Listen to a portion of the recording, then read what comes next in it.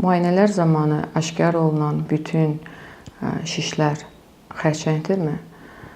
Bəzən xanımlar müraciət edir ki, təsadüfi müayinədə hər hansı bir orqanda şiş aşkarlanmışdır və onlar bundan çox narahatdırlar. Müayinələrə baxdıqda məlum olur ki, həmən bu şişlər kistoz tərkiblidir. İçərisi maye ilə dolu olan şişləri biz təhlükəli hesab etmirik. Yəni bunlar kistalar hesab olunur. İstənilən orqanda, istər yumurtalıqda, istər süd vəzisində, böyrəkdə və s. bu kistalar təhlükəli hesab olunmur.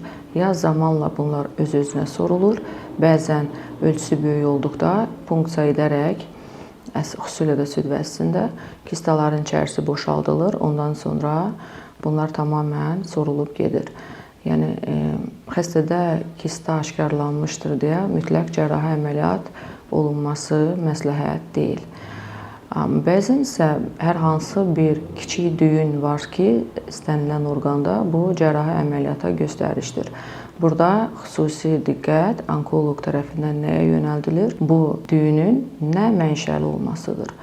Yəni ki, bunun mənşəyini müəyyənləşdirmək üçün əlbəttə biopsiya olunur və biopsiyadan sonra təyin olunmuş diaqnoza əsasən ölçüsündən asılı olmayaraq cərrahi əməliyyat təklif oluna bilər.